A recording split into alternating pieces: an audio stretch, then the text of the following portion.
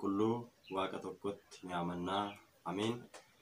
Kabajamtootaaf jaalatamtoota maatii Waaqayyoon kan jaallattan, Waaqayyoos kasiin jaallatu hordoftoota chaayinaalee gola faarfannaa bultii keessa nagaa Waaqayyoo akkam jirtu. Baga jala bultii torbee dhukkubbii gooftaa keenyaa qoricha keenya Yesuus Kiristoos baga nagaan geessan baga walumaan geenye jechaati egaa.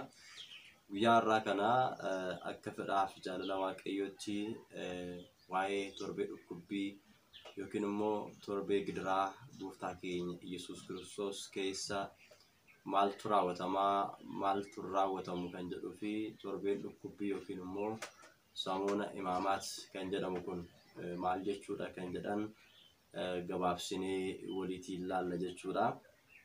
Jalqaba irratti egaa gaafa ilaallu fayyinni keenya Yesuus du'uu isaatiin ta'e jedhee wangeela Luqaasii boqonnaa 12:49 irratti akkuma dubbatee egaa sababa cubbuu Addaamii fi Hewaanitiin yookiin immoo yakka Addaamii fi Hewaan raawwataniin dhala namaa irratti waggaa 5,500 guutuu duuti murteeffamee ture jechuudha. Duuti kun bilisummaa kan hin qabne, duuti kun oliyyannoo kan hin qabne, gaafiin gaafatameef deebiin kan namaaf hin deebine, waggaa 5,500 guutuu garbummaa diiyaabiloos jalatti ijoolleen Addaam hundumtuu lubbuudhaanis fooniinis garbummaadhaan jiraachaa turan jechuudha. Biyya lafaa irratti fooniin immoo jiraachaa turanitti garbummaa kana jala jiraachaa kan turan yommuu ta'u, lubbuudhaanis gaafa du'an gara si'oolitti kan galan ta'uu isaati jechuudha. Kanaaf du'a lama kan isaan du'an jechuudha. Sila akkuma yoomuu sana Waaqayyoon Addaamii muka kanarraa nyaatiin muka kana yoo nyaatte du'a adduuta akkuma jedhe duuti sun itti murteeffamee Addaam abbaan keenyaa ijoolleen isaa hundumti isaanii garbummaa kana jala waggaa 5,500 turuun keenya yaadatama jechuudha. Haa ta'uutii egaa inni waa'ee irra daddarbaa keenyaaf madaa'e, waa'ee balleessaa keenyaaf rukutame, reebame, dheekkamsi fayyina keenyaa isarra ture, madaa'uu isaatiinis immoo fayyina arganneerra jedhee Isaayyaas boqonnaa 53 lakkoofsa 5 irratti kaa'ee akkuma jiru Yesuus Kiristoos anaaf isiniif jecha madaa'ee ba'aa cubbuu keenyaa baatee fannoo irra ooluudhaan gidiraa hedduu arguudhaan gooftaan keenya Yesuus Kiristoosii xalayaa garbummaa diinni nurratti barreessee ture sana nurraa tarsaasuudhaaf, nurraa kaasuudhaaf, bilisummaa nuuf kennuudhaaf jecha nageenya dhabne sana waggaa 5,500 guutuu ijoolleen Addaam garbummaadhaan jiraachaa turan sana bilisummaa sana nuuf deebisuuf garbummaa jalaa nu baasuudhaaf jecha gidiraa kana fudhateera jechuudha. Akka qulqulluun Phaawulos Qolaasiyaas boqonnaa 2:14 irratti isa nutti hin tolle sana, isa nurratti barreeffamee ture sana Kiristoos waan inni karaa seeraa nurraa barbaadu wajjin dugugee fannoo irratti cinqirsuudhaan nurraa barbadeessee bilisa nu baase jedhee bilisummaa keenya labsee jira jechuudha Phaawulos. Kanaaf kan ittiin bilisa baane sababii Addaamiitii fi Hewaan hinduuti kan nutti dhufe sababa gooftaa keenya Yesuus Kiristoos dhufaatii isaatiin dhalachuu isaatiin immoo fayyina bara baraa kan itti arganne waan ta'eef egaa isa kana yaadachuudhaan torbee imaamaatii yookiin samoona imaamaatii torbee dhukkubbii torbee gidiraa jennee torbee kana ni kabajna jechuudha. Erga tsoomni gooftaa keenyaa qoricha keenya Yesuus Kiristoos seeneetii torbeewwan 8tu jiru jechuudha yookiin immoo sanbata 8 fi qadaamii 7 kan jiranii. Egaa torbee sanbata 8 kun hundumti isaanii zawarradee irraa jalqabee hanga Hoosaa'inaatti maqaa mataa isaanii danda'an qabu jechuudha hundumti isaanii. Haa ta'uutii egaa torbeen dhukkubbii kuni yeroo kamidha? Torbee dhukkubbii jennee kan kabajnu yoo jenne torbee dhukkubbii gooftaa jechuun egaa guyyoota tsooma guddaa keessa torban isa dhumaa yookiin immoo Hoosaa'inaa irraati eegalee hanga du'aa ka'umsa gooftaa keenya qoricha keenya Yesuus Kiristoositti samoona imaamaatii torbee dhukkubbii torbee gidiraa jedhamee beekama jechuudha. Hoosaa'inaa irraati jalqabe jechuudha. Egaa gaafa Hoosaa'inaa irraati jalqabne torbee dhukkubbii jenneetu hanga du'aa ka'umsa gooftaa keenyatti kan ilaallu ta'a jechuudha.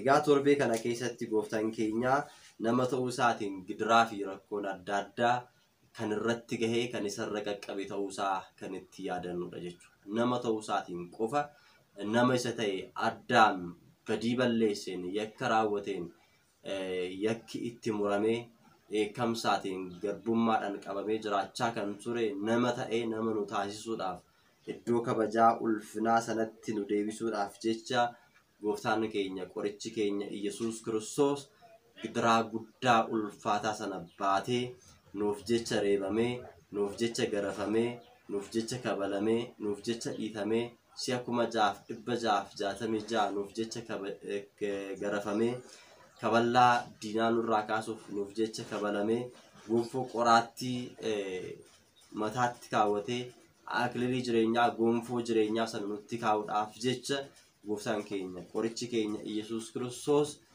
gidiraa kana argeetu jira jechuudha.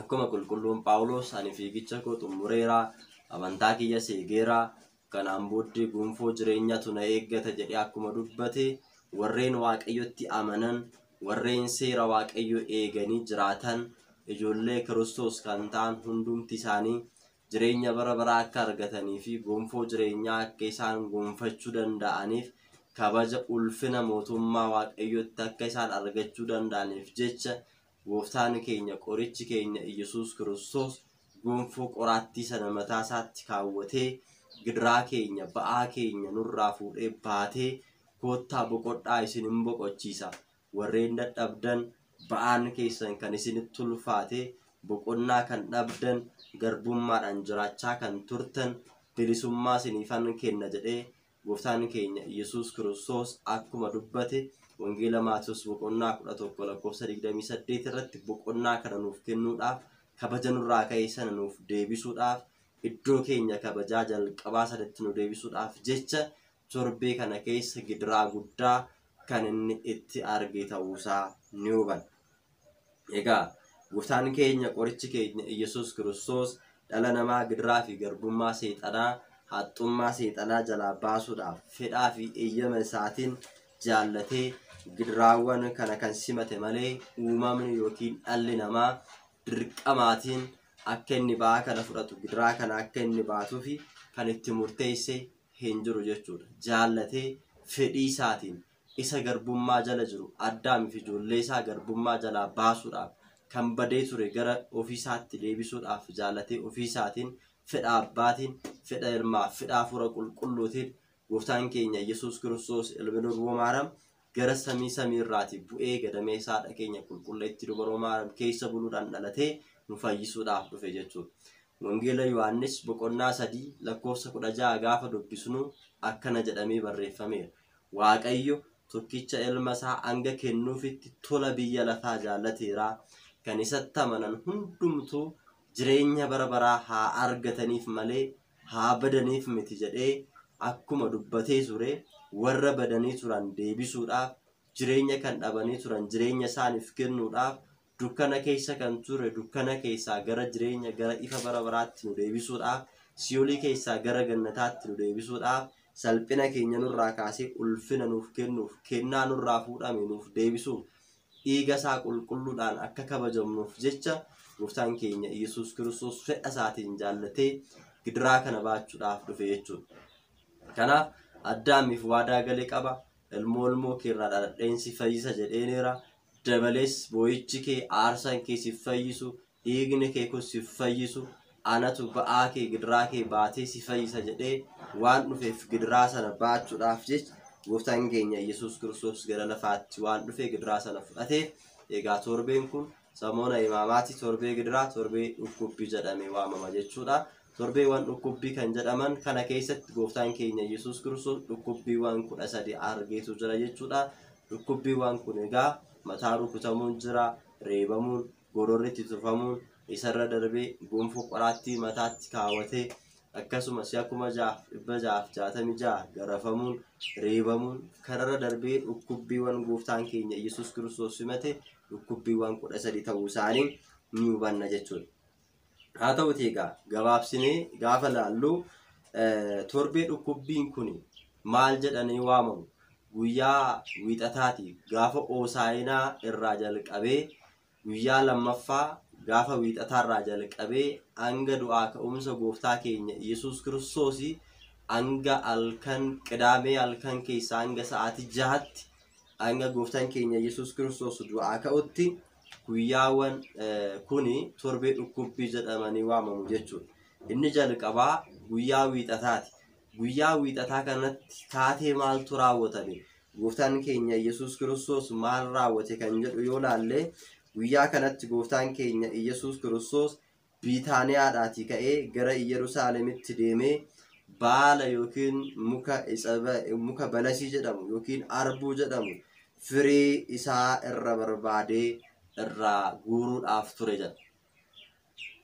Egaa wangeelli keenya akka nutti himutti gooftaan keenya Yesuus Kiristoos Biitaaniyaadhaa ka'ee gara Yerusaalem gara biyya qulqulleettii sanitti gaafa deemu egaa muka kanarraa firii barbaaduudhaaf kan inni deeme jechuudha. Erga firii barbaaduu deemeeti firii takkallee muka kanarraa dhabe jechuudha. Namni tokko muka dhaabee firii isaa irraa argachuudhaaf firii isaa irraa nyaachuudhaaf dhaabee kunuunsee bishaan obaasee kotkotee kan bareeche gaafa waggaan kanaatti naaf gaa'ee kan kaa'e gaafa yeroo sun ga'u firii gaafa irraa dhabu baay'ee nama gaddisiisaa jechuudha. Gooftaan keenya Yesuus Kiristoos egaa biyya lafaarra waggaa 33 ji'a 3 ennaa jiraate sagalee isaa dhugaa warra dheebotan akka isaan dheebuu ba'aniif sagalee isaa dhugaa isaaniif lallabaa ture. Akka isaan beela ba'aniif biddeena jireenyaa kan ta'e sagalee isaa dhugaa isaan barsiisaa ture. Akka isaan jireenya bara baraatti galaniif foon kiyyaaf dhiiga kiyya nyaadhaa jedhee fakkeenyaan waan hundaan isaan barsiisaa ture. Kanarra darbee akka isaan amananii gara Waaqayyootti deebi'an hojii gaarii akka hojjetaniif cubbuurraa akka nuti fagaannuuf jecha gooftaan keenya Yesuus Kiristoos yeroo sanatti warra dhukkubsatan fayyisaa, warra naafatan kaasaa, warra jaaman ija isaanii banaa, warra gurri isaanii duudee gurra isaanii isaaniif banaa, dubartii waggaa 12 guutuu dhiigni ishii dhangala'aa ture fayyisee, dubartii waggaa 18 qaamni ishii goobote fayyisee, matsaaguu waggaa 38 algaarra kan ciisaa ture sireerraa kaasee siree isaa baachisee gara manaatti akka inni deemu taasisee, wangeela Yohaannis boqonnaa 9 irratti iji isaa kan jaame Bartalemiyoos ija isaa isaaf ibsee raajiiwwan hedduu warra naafatanis naafummaa isaanirraatii qaaman warra gubatanii gartokkeen gubatan irraa hunduma isaanii fayyisee isaan agarsiisaa ture jechuudha. Kana hunda gochuunsaa akka isaan firee buusaniif ture, akka isaan amantii isaanitti ciman, akka isaan Waaqayyoon amananiif gara Waaqayyootti akka deebi'aniif ture.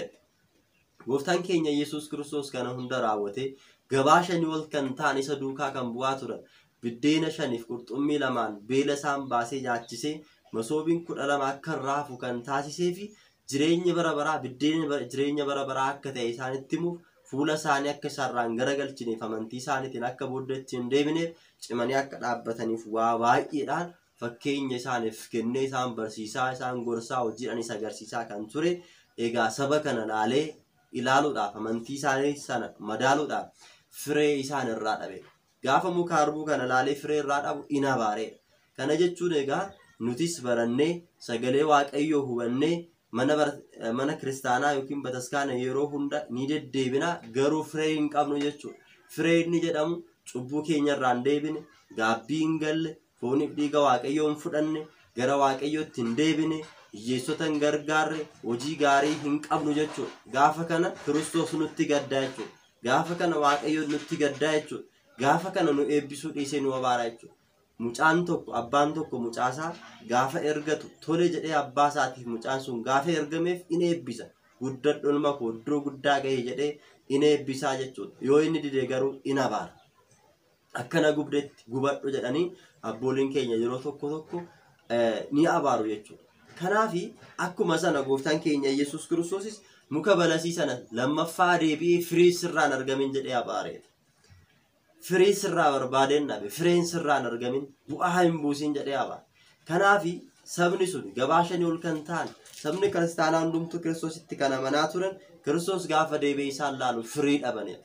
Kanaafuu firee albaa akka hin taane akka firii malee hin hafne egaa hojiin keenya firii akka buusuu fi hojjechuu danda'utu firee buusuun nurra jiraata. Gaabbii galuu fooniif dhiiga isaa fudhachuu gara Waaqayyootti dhiyaachuun akka nu barsiisu guyyaa kanarratti ni hubanna. Lammaffaan guyyaa wiixataa kanatti mana qulqullummaa keessatti namoota daldalanitti ol seenee mi'a daldala isaanii daldalaa jiran wajjin gara alaatti kan isaan gayyaase gad darbateedha jechuudha. Lammaffaa manni koo mana qulqullummaati, mana kadhannaati, isin garuu holqaattuu taasifattaniittu jedhee gooftaan keenya Yesuus Kiristoos guyyaa itti dubbate, guyyaa itti dheekkamedha jechuudha. Guyyaa itti mana qulqullummaa isaa qulqulleessedha jechuudha. Nutis mana keenya qulqulleeffachuun, gaadaa keenya qulqulleeffachuun barbaachisaadha. Keessummaan gaafa mana keenya dhufu gaadaa keenya akkuma xaragannu, akkuma qulqulleeffannee keessummaa simannu gaadaa laphee keenyaa cubburraa, ammeenyarraa, sobarraa, ejjarraa, sagaagalummaarraa, waan hin jaalannerraa qulqulleessinee gara Waaqayyootti deebi'uu danda'u nurra jiraata. Sababii isaa yoo isin balbala keessan naa bantan ani immoo ol seenee irbaata isin faana nan nyaadha jedheera.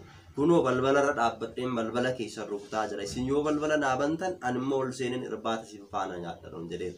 Irbaatichi irbaata jireenyaati, fooniif dhiiga isaati, jireenya bara baraa kan nuuf kennuu danda'u. Yoo isin laphee keessan qulqulleessitan laphee keessan nan seena, isin faana jiraadha, isinis na faana jiraattu jechuu barbaade. Wangeela Yohaannis boqonnaa 6:54 foon koo kan nyaate dhiiga koo kan dhuge jireenya bara baraa qaba.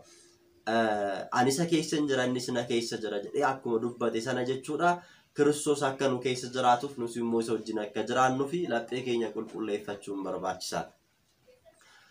Kanaafi lapheen keessan mana qulqullummaa Waaqayyoo akka ta'e hin beektanii laphee keessan maaliif xureessitu jedhee macaafa qulqulluu irratti tokkoffaa Qorontos boqonnaa 6:18 irratti kan dubbateef kanaafu warreen achi keessatti daldalan mana qulqullummaa keessaa baase jechuudha. Kanaafu har'as mana qulqullummaa keessatti maqaa mana qulqullummaatiin, maqaa kaayiniitiin, lubaatiin, maqaa paaphaasiitiin, maqaa barsiisaa daaqoniitiin daldalaa kan jiran baay'een isaanii waan jiru hanga yeroon qulqullummaa, yeroon Kiristoos itti qulqulleessee girdii fi girdaada akkasuma callaa fi girdaada adda baasutti egaa jabaannee nuti callaa ta'uudhaan firee buusuudhaaf jabaannee hojjennee gaabbii gallee fooniif dhiiga isaa fudhannee gara isaatti dhiyaachuun barbaachisaadha. Egaatii guyyaa wiixataa kun walumaa galatti guyyaa baala balasii sana itti abaaree fi guyyaa mana qulqullummaa isaa itti qulqulleesse jedhamee macaafa qulqulluu keessatti wangeela Maatewos boqonnaa 21 lakkoofsa 12 fi wangeela Maarqos boqonnaa 11 lakkoofsa 17 irratti kaabameetu jira jechuudha.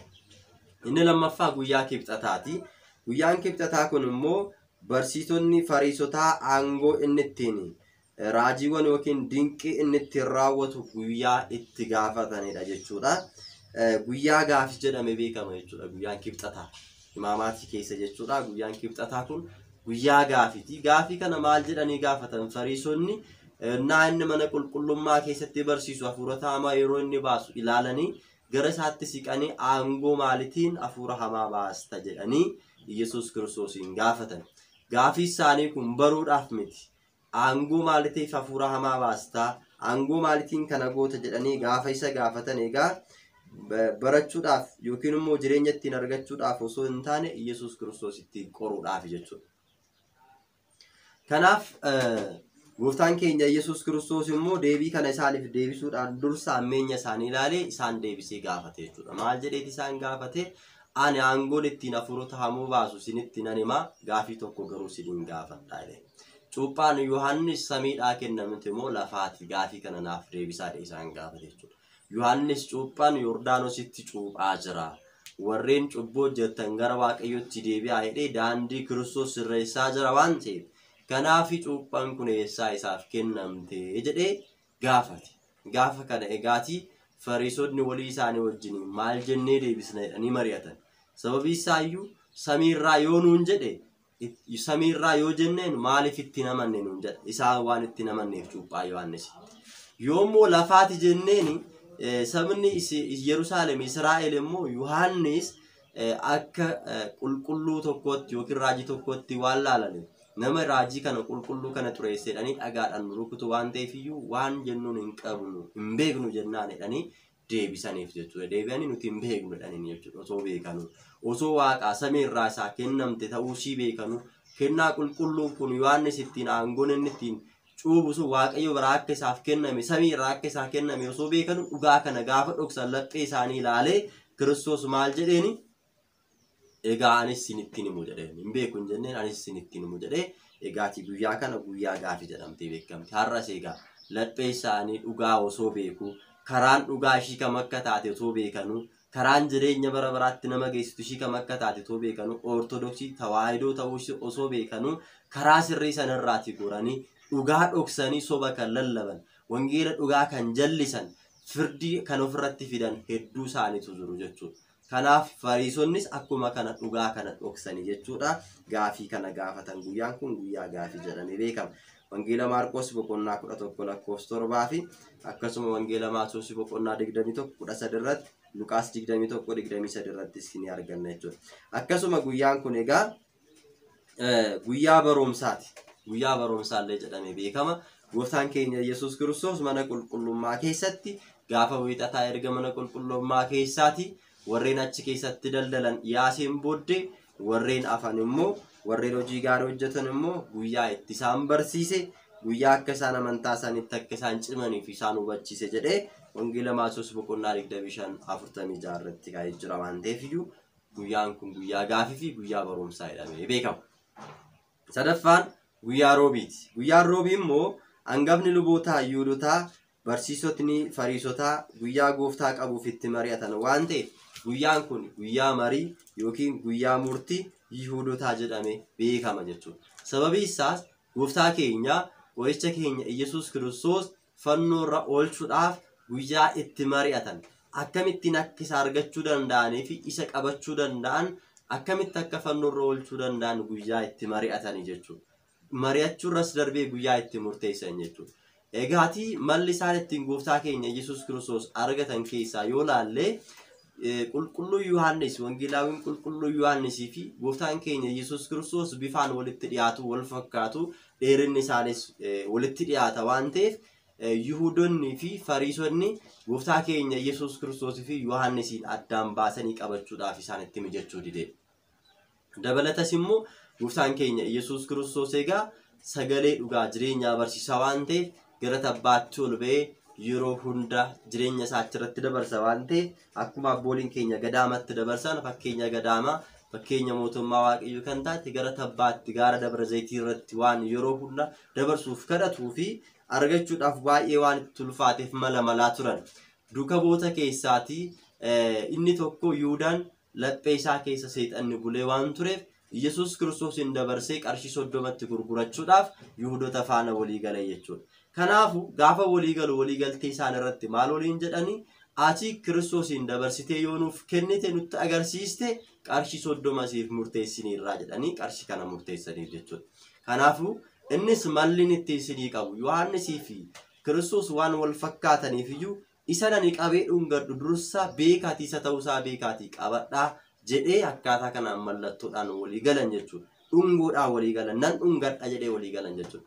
Kanaafuu seefii fi gamada ibsaa qabatanii goraadee qabatanii Yihuudaa duukaa bu'an jechuudha. Har'as biyya lafaarratti meeshaa waraanaa qabachuudhaan waan waaqayyoon hin jaalanne qabachuudhaan dhiiga kan dhangalaasa waan baay'ee kan hojjetan waan baay'ee waan jiruuf jechuudha. Gaafa kana Yihuudaan gara gooftaa keenya Yesuus Kiristoositti dhufee barsiisaa koo nagaa jirtaa jedhee gooftaa keenya qoricha keenya Yesuus Kiristoosin dhungatee dabarsee harka Yihuudootaatti gooftaa keenya Yesuus Kiristoosin kenne. Yihuudoonnis immoo murteessanii Yesuus Kiristoosin fannoorra oolchuudhaaf kan itti laatan waan badoonni warreen cubbuu hojjetan hiikaman Kiristoos immoo haa hidhamu haa fannifamu jedhanii guyyaa itti murteessan waan ta'eef guyyaan roobii kun guyyaa murtii Yihuudootaa jedhameetu beekama. Wangeela Maatewos boqonnaa 26 lakkoofsa 1 fi wangeela Yohaannis boqonnaa 12 lakkoofsa 8 yoo dubbistan guutummaa isaa argachuu dandeessu. Inni biraa guyyaa kamisaati. Guyyaan kamisaa immoo kadhannaa gooftaan keenya bakka biqiloota lalisoo keessatti kadhate yaadachuudhaan kadhannaa kamisaa yookiin immoo kadhannaa magariisaa jedhamee beekama jechuudha. Gooftaan keenya Yesuus Kiristoos yeroo hunda gaara Dabra Zayitii bakka mukooleen lalisoonni yookiin immoo biqiloonni magariisni jiranitti jechuudha kan inni kadhachaa ture jechuudha. Kanaaf guyyaa kanattis gooftaan keenya Yesuus Kiristoos duuka boota isaa guyyaa itti kadhannaa isaan barsiise jedhamee beekama. Cubbuun akka cubbutti akka hin kufneef akka seexanaan daabiloosiin hin qoramneef gooftaan keenya Yesuus Kiristoos amma gara samiitti isaan biraa ol ba'uudhaaf waan ta'eef kadhannaadhaan akka cimanii hafuurota hamoo akka isaan mo'atanii guyyaa kadhannaa itti barsiise jechuudha. Dammaqaa cimaatii kadhadhaa qorumsatti akka hin galleef ka'aa dhaabbadhaa kadhadhaa jedhee akka isaan qorumsatti hin gallee fi qorumsa jalaa akka isaan darbuu danda'aniif nutis immoo qorumsa jalaa akka ittiin darbuu dandeenyu guyyaa itti kadhannaa nu barsiisedha jechuudha. Wangeela Maatewos boqonnaa 26 lakkoofsa 36 irraa kaasnee gaafa ilaalle jechuudha. Gooftaan keenya Yesuus Kiristoos ka'aa kadhadhaa gaafa isaan jedhe duuka bu'ootaatiin gara saritti gara gaaratti ol ba'ee kadhatee amma inni deebi'utti garuu duuka bu'oonni rafaa turaniiru. Ammas Yesuus Kiristoos ka'aa jedhee lammaffaa kaasee gara kadhannaatti ennaa inni deebi'u erga gara kadhannaatti deebi'een booddee ammas duuka bu'oonni deebi'anii rafan. Sadaffaa yeroo dhufu gooftaan keenya Yesuus Kiristoos duuka bu'oonni isaa ammas rafanii jiru. Ammas rafaa jirtu ka'aa dammaqaa qorumsatti akka hin galleef jabaadhaa kadhadhaa jedhee wangeela Maatewos 26 lakkoofsa 41 irratti qorumsatti akka hin galleef diinni isaan qoruudhaaf akka isaaniif qophaa'ee dursee Kiristoos isaanitti himeetu jira jechuudha. Kanaaf har'as baay'een keenya kadhannaarraa rafnee jirra. Yeroo kadhannaa hin qabnu, yeroo itti fiilmii ilaalu hin dhabnu, yeroo itti waa'ee namaa haasofnu hin dhabnu, yeroo itti nama hamannu hin dhabnu, yeroo hojii biyya lafaa itti hojjennu hin dhabnu, garuu yeroo itti waa'ee Waaqayyoo barannuu fi yeroo itti kadhannaa itti gaggeeffannu dhabnee jirra, rafnee jirra jechuudha. Ammayyuu warri hirriba keessa jirru dammaquu danda'u nurra jiraata jechuudha. Dammaqa akkuma jedhee Kiristoos isaan dammaqse sana ammayyuu diinni akka hin mooneef diina mo'achuudhaaf meeshaa lolaa kan ta'e kadhannaadhaaniin isa mo'achuudhaaf jecha dammaquu danda'u nurra jiraata. Akkuma rafnee tachumatti hafuu danda'u nurra hin jiraatu jechuudha. Nuti akkuma Kiristoos nu jajjabeessi jabaadhaa kadhadhaa nuun jedhe sana kadhannaadhaan diina mo'uudhaaf jabaachuun barbaachisaadha. Guyyaan kamisaa kun guyyaa itti kadhannaa itti barsiisedha. Gooftaan keenya Yesuus Kiristoos jechuudha. Inni lammaffaan immoo gadoof qabummaadhaan guyyaa itti luka duuka bu'ootaa dhiquudhaan yookiin immoo dhiquudhaan itti raawwatu guyyaa cuuphaan akka nama qulqulleessutti barsiisedha jechuudha inni biraa. Guyyaa luka dhiqannaa kamisaa jedhameetu beekama jechuudha yeroo kanatti. Keessumattuu jecha egaa gooftaan keenya Yesuus Kiristoos uffata isaa fuudhee hudhii isaa hidhatee bishaan fudhatee luka duuka bu'ootaa dhiquu eegale jechuudha guyyaa kana. Maaliif luka duuka bu'ootaa dhiquudhaaf gadoof qabummaadhaan dhiquu eegale gaafa jennu egaa gadoof qabummaadhaan nutis akka hangafoota keenyaaf abboomamnuu fi eebba akka abboota keenya irraa argamnuuf jechuudha. Lammaffaan immoo egaa guyyaa itti cuuphaa hundeessedha jechuudha. Gama biraatiin yoo ilaalle yeroo sana duuka bu'oota keessaa Phexroosii yaa gooftaa anatu luka kee dhiqa malee ati akkamittiin luka koodhaa dhiqxa jedhee mormeeni ture jechuudha. Gooftaan keenya Yesuus Kiristoos immoo Phexros dhuguman siin jedhaatiin ani sin dhiqu taanaan hin qulqullooftu jedheenira jechuudha. Ani sin dhiqu taanaan hin qulqullooftu. Ani sin miiccu taanaan hin qulqullooftu jedheen. Ammas Kiristoos nun dhiqu taanaan laphee keenya nuuf hin deebisu taanaan karaa jireenyaa nutti agarsiisu taanaan hin ulfaata. Kanarraa kan ka'e ani sin dhiqu taanaan hin qulqullooftu jennaan Phexros maal jedheeni akkasimmaa taanaan luka koo qofa miti qaama koo guutuu na dhiqi gaafa jedhuun Kiristoos immoo deebisee luka kee dhiqannaan hin ga'a hin qulqullooftaa jedhee. Luka keenyadha kan gara cubbutti nu geessu, gara waaqa tolfamaatti nu geessu, gara haamiitti kan nu geessu luka keenyadha waan ta'eef namoonni baay'een luka isaaniitiin gara mana xolqolaatti, gara mana daangibootti kan deeman waan ta'eef lukti isaanii osoo qulqullaa'ee gahaadha jedhee gooftaan keenya Yesuus Kiristoos guyyaa qulqullummaa, guyyaa miila dhiqannaa, guyyaa cuuphaan itti hundeeffame ta'uu isaa nu barsiisee jiru.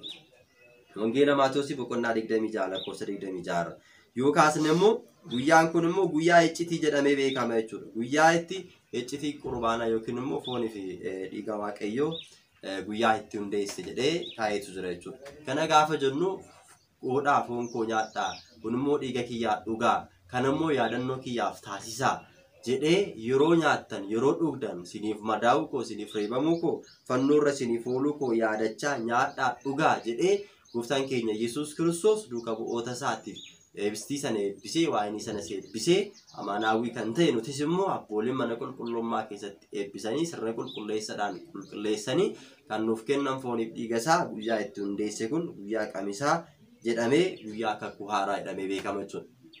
Kamisa guyyaa kakuu haaraa jedhamee beekama. Sababii isaayyuu kamisa guyyaa itti fooniif dhiigni isaa itti qophaa'e yookiin hundeeffamedha. Isa dura garuu kakuu moofaa keessatti beeta maqdasii keessatti kan qophaa'u dhiiga hoolaa, dhiiga re'ee, dhiiga horiiwwan adda addaa ture jechuudha. Aarsaan kan dhiyaachaa ture. Kanaan booddee garuu dhiiga Kiristoos foon Kiristoos jireenya bara baraa kan namaaf kennutti dhiyaata waan ta'eef guyyaan kun guyyaa waa'ee bilisummaa dhala namaa kan itti dubbate kamisa bilisummaa jedhameellee ni beekama jechuudha. Inni biraa gaafa jimaataati. Gaafa jimaataa immoo gooftaan keenya Yesuus Kiristoos Addaamii fi ijoollee isaa fi beenyaa ta'ee fannoo irratti waan fannifameef guyyaa fannoo jedhamee beekama. Beenyaa jechuun isaan furuudhaaf ijoollee Addaam bilisa baasuudhaaf jireenya bara baraa akka argataniif gara Waaqayyootti akka deebi'aniif egaatii Kiristoos gooftaan keenya bilisummaa nuu kennuudhaaf gara isaatti nu deebisuudhaaf jecha guyyaa itti fannoo irratti ba'aa keenya baatee cubbuu keenya baatee guyyaa itti fannoo irra oole guyyaa bilisummaa keenyaati jechuudha. Meeshaa adabbii yakkamtootaa kan ta'e fannoo guyyaa itti gooftaan keenya dhiiga isaatiin qulqulleesse mallattoo jireenyaa, mallattoo araaraa fi ittiin kan seexana injifannu taasisee guyyaa itti nuuf laatedha jechuudha. Bara kakuu moofaatti fannoon namoonni cubbuu hojjetan yakka hojjetan turratti fannifamaa ture. Gooftaan keenya Yesuus Kiristoos immoo seenaa kana jijjiire. Egaa daabiloos maal gochaa ture? Namoota yakka hojjetan ittiin adabee meeshaa adabbii taasisee ittiin isaan adabaa ture jechuudha. Gooftaan keenya Yesuus Kiristoos immoo fannoo irra ooluudhaan fannoo eebbisee namoota ittiin qulqulleessee daabiloos immoo deebisee ittiin adabee jechuudha. Iccitii guddaan jedhame kana. Kanaaf guyyaan kun guyyaa fannoo jedhamee beekama jechuudha guyyaan jimaataa. Gama biraatiin gooftaan aarsaa kakuu haaraa ta'ee of dhiyeessuudhaan dhala namaa garbummaa seexanaa jalaa guyyaa itti bilisa baase waan ta'eef jechuudha. Guyyaa bilisummaa jedhamee beekama jechuudha. Egaa namoonni yeroo baay'ee namaaf nama walitti araarsuudhaaf hoolaa qalu. Gooftaan keenya Yesuus Kiristoos immoo dhala namaaf ofiisaa ofitti araarsuudhaaf hoolaa ta'ee ofiisaadhaaf qalamee gara ofiisaatti nu deebise jechuudha. Kanaafidha wangeela Yohaannis boqonnaa 1:29 irratti ilaa oolicha Waaqayyo isa ba'aa biyya lafaarraa fuudhu isa nama furu jedhee kan dubbateef kanaafidha jechuudha. Akka hoolaatti aarsaa of taasisee dhuuf jecha qalamee gara ofiisaatti nu araarsee bilisummaa guyyaa itti nuuf kenne guyyaa itti garbummaa jalaa nu baase jechuudha. Kanaaf guyyaa bilisummaa jedhamee beekama. Wangeela Yohaannis boqonnaa 15:15 irratti akkasuma Galaatiyaa boqonnaa 5:1 gaafa dubbin gooftaan guyyaa ittiin lubbuuwwaniif fayyinaa fi boqonnaa kenne waan ta'eef guyyaan kun guyyaa qulqulluu jedhameetu ni beekama jechuudha. Wangeela Maatiyoos boqonnaa 27:48-53 gaafa dubbistan bal'inaan ni argattu jechuudha. Yeroo keenya faana deemuuf guyyaan itti aanu sanbata xiqqaa yookiin qidaameedha. Qidaam suuri jedhameellee beekama jechuudha afaan Ingiliziitiin yookiin immoo qidaam shuur yookiin sanbata diigame jedhama. Maaliif sanbata diigame yookiin qidaam shuurii maaliif jedhame? Guyyaan kun maaltu adda ishii taasisa jennee yoo ilaalle sanbattan biroo irraa kan adda ishii taasisu waa'ee gidirfamuu gooftaa keenyaaf jecha guyyaa itti tsoomuun waan hin taaneef guyyaa itti tsoomnu waan ta'eef duuti Addaam diigamuudhaan gara jireenya itti jijjiirrame jedhamee waan himamuuf guyyaan kun sanbata diigame yookiin qidaam suur jedhamee beekama ture. Fakkeenyaaf akkuma beektan guyyaa qidaamee fi sanbata nyaatawwan bu'aawwan foonii beelladaa irraa kan hafe nyaanni yookiin dhugaatiin bishaaniin cuubamu jechuudha. Ganama sirni qulqulleessaa yookiin qiddaasii erga gaggeeffameen booddee nyaanna jechuudha. Hin dhugnaa jechuudha. Guyyaa kana garuu Niqoodimoos fi Yoosef akkasuma qulqulleettiin dubaroon Maariyaam guyyaa kana hin tsoomani. Gooftaan gaafa jimaataa sa'aatii 6 irratti fannoo irra oolee sa'aatii 9 irratti lubbuu isaadhaan gara Siyoolii deemee sa'aatii 11 irratti immoo lubbuuwwan Siyoolii keessa jiran sa'aatii 9 irratti bu'ee lubbuu sana gara gannataatti deebisee sa'aatii 11 irratti immoo Niqoodimoos fi Yoosef fuudhanii foonsaa bakka awwaala aaraa sanatti awwaalaniiru jechuudha. Kanarraa kan ka'e amma gooftaan du'a mo'ee du'aa ka'utti hin nyaannu jedhanii nyaata lagatanii jechuudha. Hin tsoomanii jechuudha. Kanaaf nutis fakkeenya kanaan maal taana hanga Kiristoos du'a mo'ee du'aa ka'utti hin nyaannu jennee ni tsoomna jechuudha. Kanaafuu guyyaan kun guyyaa tsoomii ta'e. Duraan garuu tsoomamee kan hin beekamne sanbanni kun kan tsoomamee hin beekamne diigame sanbata tsoomii waan ta'eef iyyuu qidaam suur yookiin immoo qidaam shuur yookiin sanbata diigame jedhamee kan inni moggaafameef kanaafidha jechuudha. Inni biraa gara biraatti yoo darbine sirnoota tibba dhukkubbii keessa raawwataman fakkeenyaaf yeroo imaamaatii kana keessa wantoonni nuti raawwannu jira wantoonni immoo nuti raawwanne jira. Maal faa raawwanna maal hin raawwannu kan jedhu gabaabsinee waliin ilaalla. Inni biraa gooftaan sirna yookiin eerota kaa'ee nuuf hin jira. Yaa obboloota koo obboleessa akka duudhaa nurraa fudhate osoo hin taane seeraan yookiin sirnaan ala akka adeemnu irraa akka adda baatan maqaa gooftaa keenya Yesuus Kiristoosiin isiniin ajaja.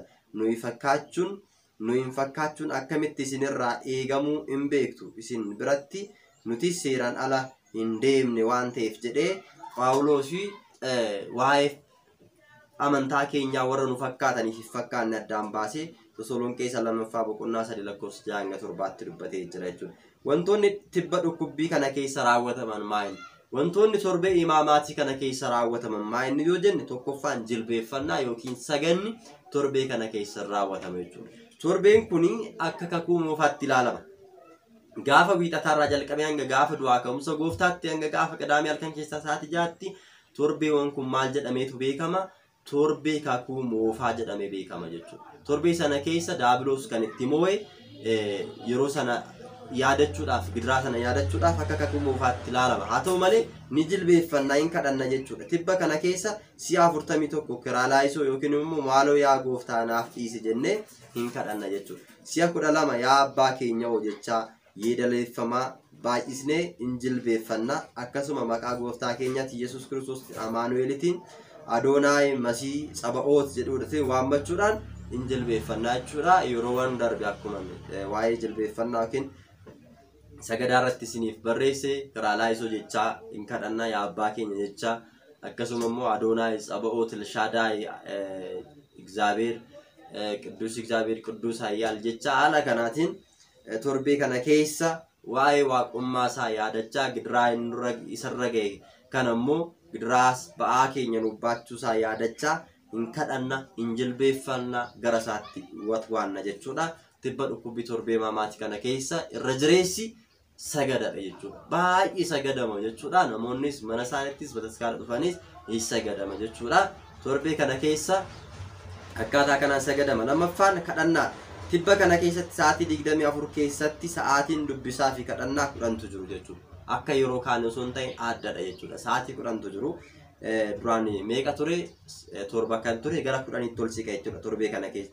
Isaan kunis guyyaa keessaati ganama sa'aatii 1 irratti akkasuma sa'aatii 3 irratti sa'aatii 6 irratti sa'aatii 9 irratti sa'aatii 11 irratti guyyaa keessaa jechuudha. Halkan keessaa immoo sa'aatii 1 halkan keessaa sa'aatii 3 6 9 fi 11 irratti sa'aatiiwwan kanneen keessatti gidiraawwan gooftaa keenya Yesuus Kiristoos yaadachuudhaaf faarsaa Daawitii fi akkuma faarsaa Daawitii fi akkasuma raawwii yookiin dhukkubbii gabraa imaamaat kan jedhamu baay'inaan ni kadhatama jechuudha.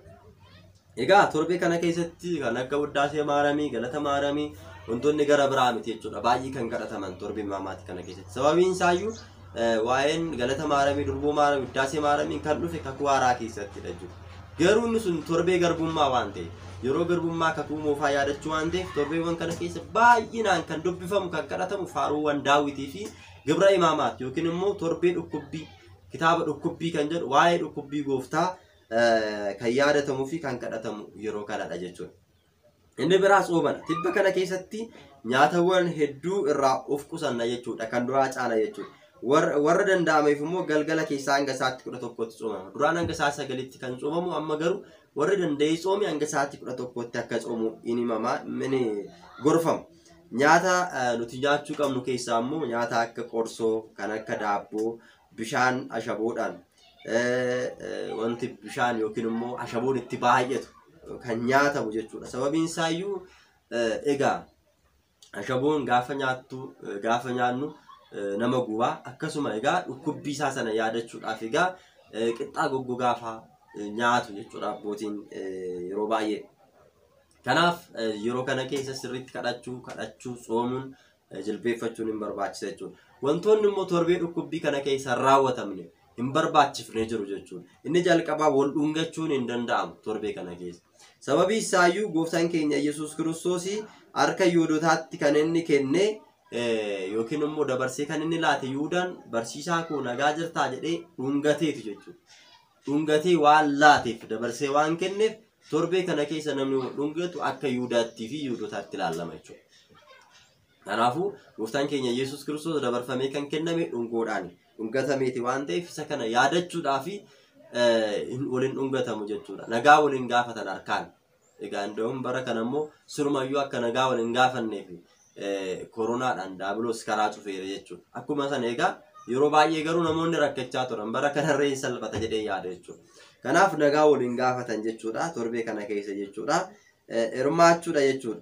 Inni biraan hirmaachuu jechuun durbuu Maariyaam Yaaqoobii fi Yohaannis du'aa ka'uu gooftaa osoo hin argin midhaan fi bishaan afaaniin hin qabnu jedhanii hanga du'aa ka'uu gooftaa keenya Yesuus Kiristoositti akkuma tsooman ni tsoomama jechuudha. Torbee kana keessa jechuudha. Madanda'amee tsoomama. Inni biraa